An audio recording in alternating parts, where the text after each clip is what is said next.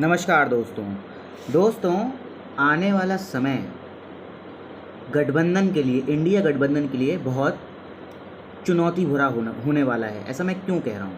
ऐसा मैं इसीलिए कह रहा हूँ, बहुत सोच समझ के कह रहा हूँ। आप ध्यान से समझिए सारे की सारी बातों को। संजय मिश्रा, जिसको हम मोदी का अलादीन माना करते हैं, वो व्यक्ति अभी भी 15 तारीख को रिटायर होगा और 15 तारीख को रिटायर होने से पहले एक बहुत बड़ा खेल करके जाएगा। ये आप मुझसे लिख के ले लीजिए। बहुत बड़ा खेल करके जाने वाला है संजय मिश्रा। कारण देखिए, 3 दिन का G20 होना था। 3 दिन का G20 आज ख़त्म हो गया। आज G20 ख़त्म और आज के बाद 11, 12, 13, 14, 15 की रात को 15 की रात 12 बजे संजय मिश्रा रिटायर हो रहे हैं। और इन संजय मिश्रा के नज़र में कौन कौन लोग हैं मैं आपको बताता हूँ। हेमंत सोरेन, अभी 9 तारीख को कल ही उनके पास एक और नोटिस आया है, ईडी का नोटिस। इसका मतलब कि वो अब तब भी एक्टिव थे G20। वो तभी से सोच रहे थे कि किसको कैसे जेल में डालना है। उसका कारण ये है हेमंत सोरेन को, उनका कारण मोदी जी अब जो ये कर रहे हैं कि इंडिया गठबंधन को तोड़ो। क्योंकि अगर ये इंडिया गठबंधन को नहीं तोड़ेंगे तो जो हम कह रहे हैं कि बीजेपी के पास 37% वोट है और विपक्ष के पास 63% वोट है। और मैं आपको एक बात बताता हूँ, ये 2019 का आंकड़ा है।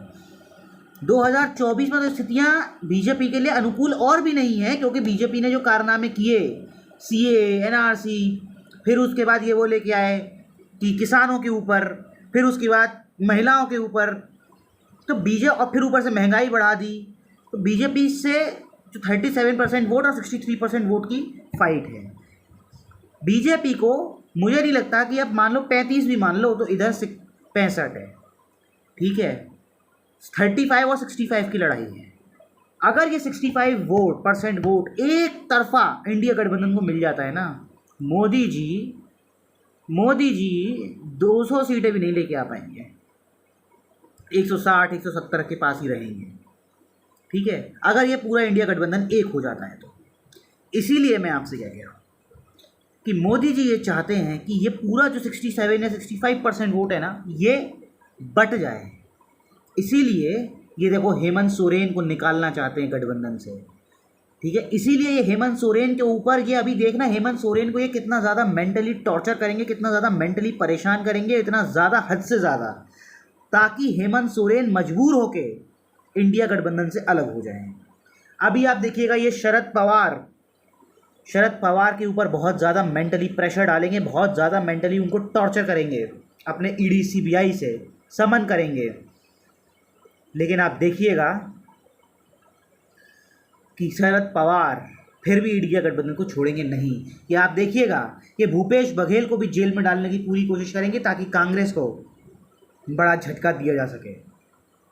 ये जो है अरविंद केजरीवाल को भी जेल में डाल सकते हैं।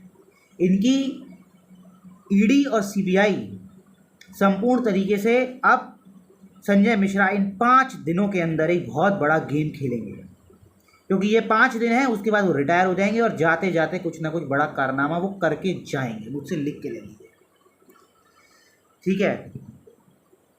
लेकिन दोस्तों एक चीज़ आप ध्यान रखिएगा, एक चीज़ बहुत ध्यान आप रखिएगा कि अगर नरेंद्र मोदी ने इन लोगों को अरेस्ट किया, चाहे वो ममता बनर्जी हो, चाहे वो अरविंद केजरीवाल हो, चाहे वो हेमंत सोरेन हो, चाहे वो भूपेश बघेल हो, अगर इनको अरेस्ट किया तो ये याद रखिएगा, जो जनता, जो जनार्दन है ना, वो आप बीजेपी के समर्थन में नहीं उतरेगी।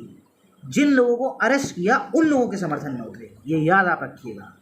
इसीलिए नरेंद्र मोदी और अमित शाह और संजय मिश्रा ये इतनी बड़ी गलती तो ये कभी नहीं करेंगे कि इनको अरेस्ट करें, लेकिन हाँ, मेंटली टॉर्चर ये जरूर कर सकते हैं और कोशिश ये पूरी करेंगे कि कैसे भी ना कैसे करके इंडिया गठबंधन को तोड़ा जाए।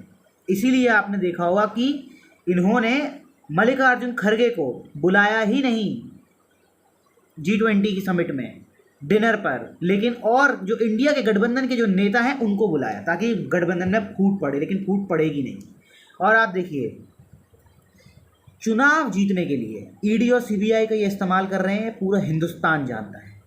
और उसमें अभी ये लालू प्रसाद यादव को भी घेरने की पूरी कोशिश करेंगे, क्योंकि उनके ऊपर भी, क्योंकि चारा घोटाले में तो वो जा भी चुके हैं, लेकिन जॉब और लैंड का जो था कि हम आपको नौकरी दे देंगे, आप हमें अपने बदले में अपनी ज़मीन दे दो, लैंड फॉर जॉब के मामले में अब ये तेजस्वी यादव को भी घसीटेंगे।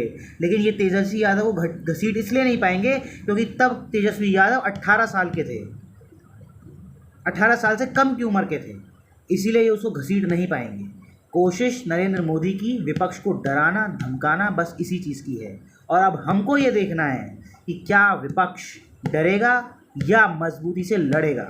और आप देखिएगा आने वाले समय में जो इन्होंने मायावती को जो अपनी तरफ कर रखा है ना, मायावती भी आने वाले समय में हो सकता है कि इंडिया गठबंधन में आए, उसकी प्रबल दावेदारी है।